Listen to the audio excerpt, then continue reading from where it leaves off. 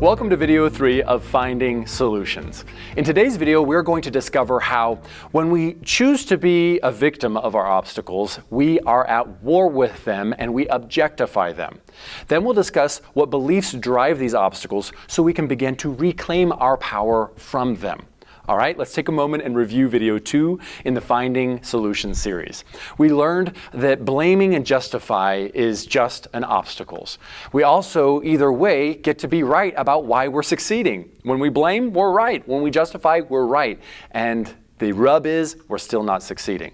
Then you focused on the language that you use to think and talk about your obstacles. What changes did you notice, even if it was just subtle, even a change of energy? Did your perspective begin to shift when you looked at your obstacles?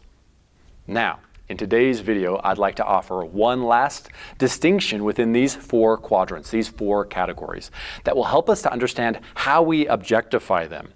Remember, our default obstacles fit into 4 quadrants, 4 categories: them, too little, agenda, too much. Sometimes we focus on the people in our way.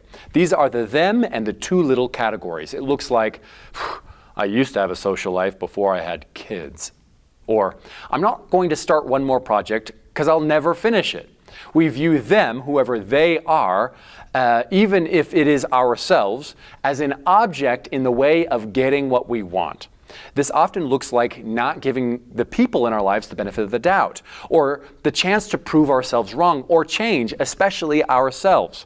Other times we don't see past the things blocking us from getting what we want. These are the agendas and the too much categories. All right, this may look like, oh, I knew that they were out to get me. Or money is the root of all evil. It's the tool or the object in the way of my happiness and joy. When we focus on the things in our way, we degrade them to the lowest possible potential. We assume the worst intentions and the worst outcomes in this process. We get too comfortable doing this in our lives, blaming and justifying. It becomes such a habit for us, a reflex.